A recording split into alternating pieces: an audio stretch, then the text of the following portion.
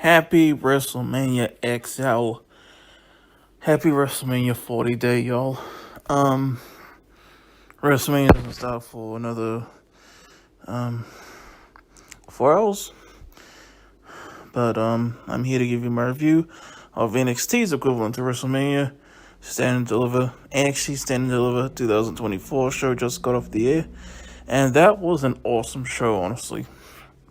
I had so much fun throughout the whole thing. Although I was starting to get tired near the end, because I've been up since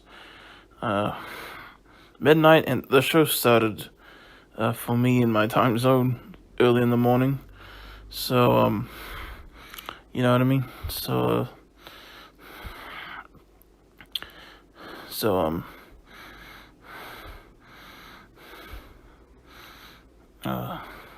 that explains why I'm a bit tired. You know, I actually did have a short nap just before the main event, but still before the main event started. But after the match before that finished, I don't know what they were doing for that 10 plus minutes. But yeah. This show was awesome.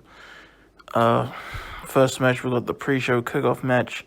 Shawn Spears versus Joe Gacy.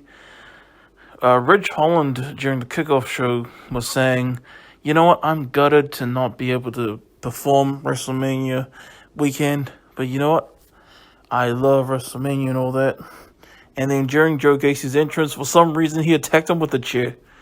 Okay. And then he still went on to wrestle, have that match with Shawn Spears. It was a fun little match. And actually, Joe Gacy got the win. It was a fun little match for what it was. I don't know the context of Ridge Holland attacking Joe Gacy. Truth be told, I don't usually follow what's going on TV aside from like hearing about it on Facebook or whatever, you know what I mean? But yeah. That was a fun opening match. Then we get on to the real open of the show. NXT Tag Team Championship Match. Baron Corbin and Bron Breakker defending against Axiom and Nathan Frazer. This was a fun sprint of a match. It started off before the bell even rung.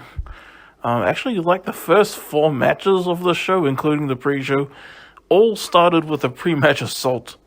I noticed that as I was watching it. Anyway, Axiom did an awesome-ass moonsault to the guys. And some cool, fun reversals and all that. You know, nice little, just over 10 minutes. About an 11-minute match. And match ended. Bron Breakker hitting a spear on Nathan Frazer. Baron Corbin pinning Nathan Frazer to get the victory. 1, 2, 3. So they actually retain the NXT Tag Team Championship. I thought they were going to lose just because Bron Breakker is on SmackDown now. But cool.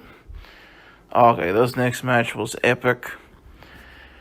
This is honestly, I don't know, this might be a heat in the moment thing, I admit. But gosh, this match had everything that I personally want in a triple threat match. And then some. Triple threat match for the NXT North American Championship. Femi defending against Dijak and Josh Briggs. Epic match. Oh my gosh, 3 big meaty men.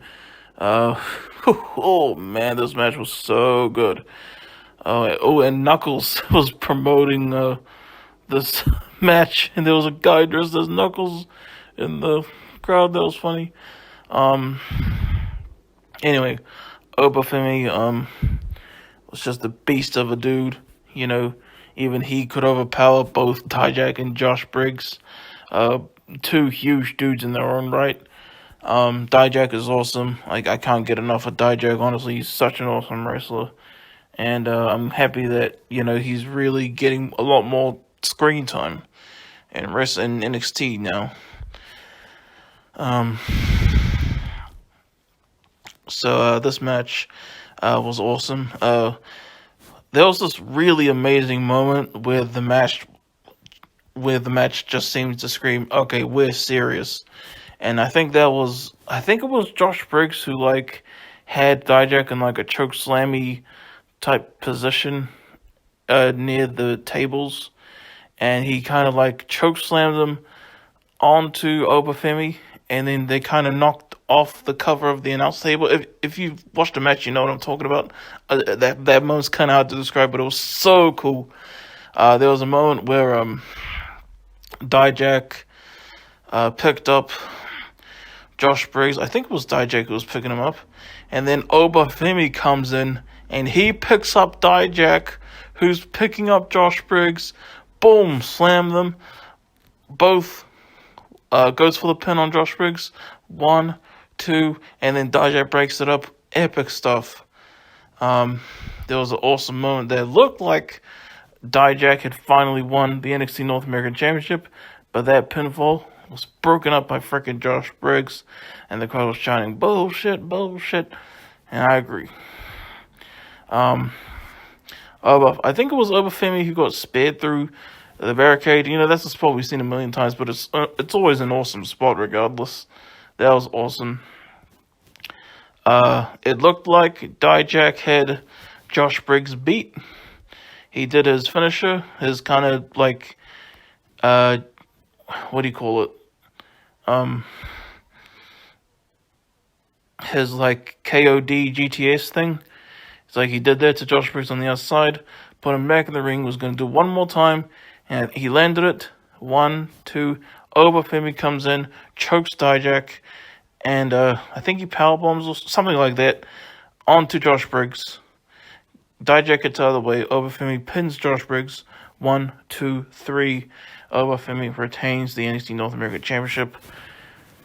At this point, I don't think Dijak's ever winning the NXT North American Championship. And it's a shame because he's so good, man. He's so freaking good in the ring. And I will admit, the first 2 times that he fought that I reviewed, at least on these these NXT Premium Live events, at least there, when Dijak, when he fought Keith Lee at TakeOver. What do you call it? TakeOver Portland. That was a great match. I don't really care who won that. But last year when he was fighting Wesley, I was rooting for Wesley, and Wesley retained. Here, now this time I was fully behind Dijak, and he didn't get it. I don't know if he ever will. But he's so good, man. Even if there were others that I personally was prioritizing over Dijak before we finally got to where I wanted him to win. You know what I mean? Amazing triple threat match. Loved it. Next up is a 6-woman tag. Thea Hale, Fallon, Henley, and Kelani Jordan versus Jacy, Jayne, Kiana James, and Izzi Dame. Kiana James did this awesome ass like moonsault, like flip bottom from the top rope, holding Fallon Henley at the same time for a near fall. That was cool. Really, all anyone cared about with this match was like seeing Thea Hale and Jacy Jayne go at it, which they did.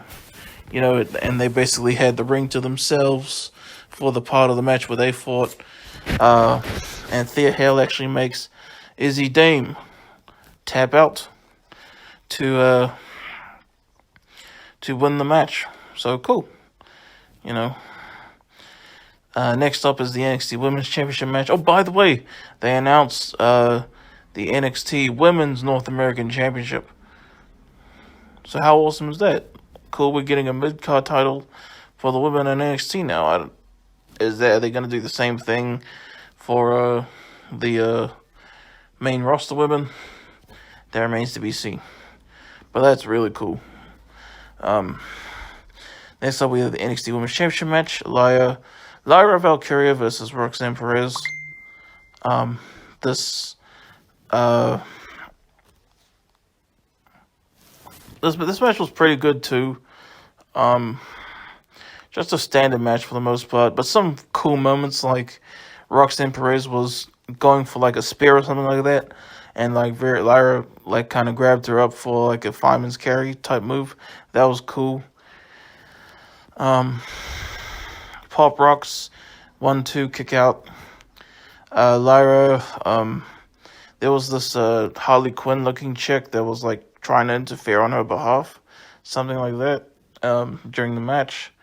And then another pop rocks from Roxanne, but then she did a submission onto Lyra, and she grabbed the ropes at first, but then Roxanne, I guess, moved them both away from the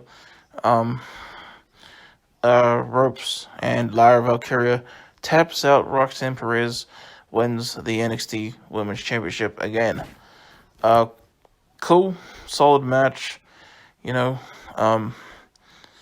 By the way, I want Lola Vice to be the first NXT Women's North American Champion. Because I have been really into Lola Vice lately, if you know what I mean. Bow, chicka, wow, wow. You know, I bet that's gonna take me off guard in the future when I look back at this review. But yeah. Next up, we have the NXT Championship match: Ilja Dragunov versus Tony D'Angelo. This match was awesome. I love the show of respect from Tony D'Angelo in this match, where like one of his, I think Channing Stacks was like saying, "Hey, use these brass knucks," but Tony was like, No, I don't want to cheat. I want to win this fair and square. And I think Ilja noticed stuff like that and respected it, like the character. I could be wrong about that, because I'm a bit tired. I'm gonna try and go for a nap after this, actually. So I hope you guys enjoy the review. So Ilja does they fight on the outside for a bit. Ilja does, I keep forgetting, I don't know the name of his finisher. It's the forearm thing to the head or throat thing that he does. He did that to Tony D'Angelo on the outside. They both took off the announce table cover. Ilja put Tony D'Angelo on there, and then he did that forearm to the throat move thing to Tony D'Angelo.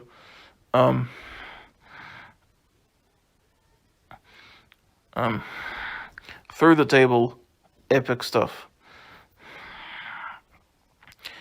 And then they're saying like, "Oh man, he could win this by count out," but he didn't want to win by count out. Put him back in the ring, and then they fought some more. Eventually, he does a third forearm to the throat thing from the top rope. 1, 2, 3. So Ilja Dragunov retains the NXT Championship, defeats Tony D'Angelo. Cool.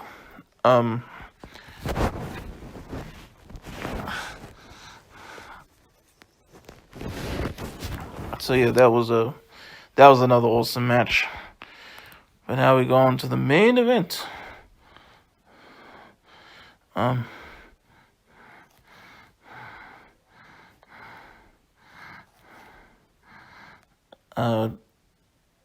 Carmelo Hayes versus Trick Williams.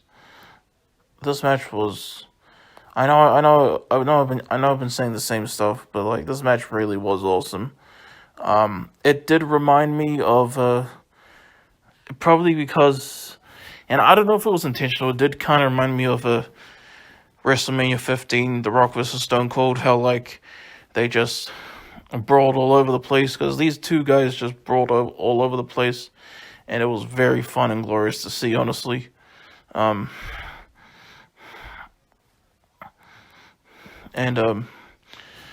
was wild, it was chaotic, it was so much fun.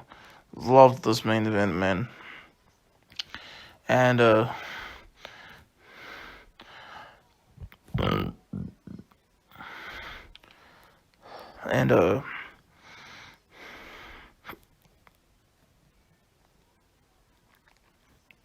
Ref got knocked down.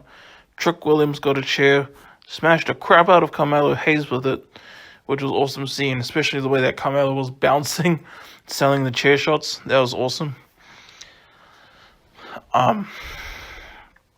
Ref keeps getting knocked down or distracted in some way by something else.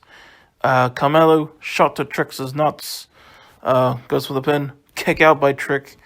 And then they fight some more. Another ref gets in. Run to the ropes. Boom. Big ass kick. 1, 2, 3. Trick Williams defeats Carmelo Hayes in an awesome main event. I absolutely loved it. And that was an awesome show, man. That was an awesome show. I wonder if I'll look back on it like, I don't know if it was that good. I hope I do, because that was great, man. That was fantastico. But, yeah. Yeah, so that's my review of NXT's 10 and Deliver 2024. I hope you guys loved it. Definitely check out, honestly, every match on the show was pretty fun in some way. But definitely the highlights for sure. The Triple Threat NXT North American Championship match. That was amazing. The NXT Championship match was awesome. And the main event was also awesome. So, yeah. I think I like the main event just a tad a bit more than the NXT Championship match. But that's just me.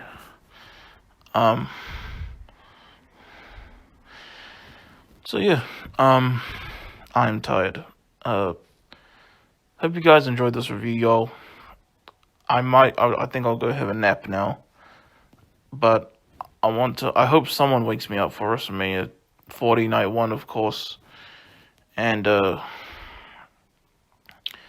yeah, I'll see you guys in a few hours for my review of WrestleMania 40 Night 1.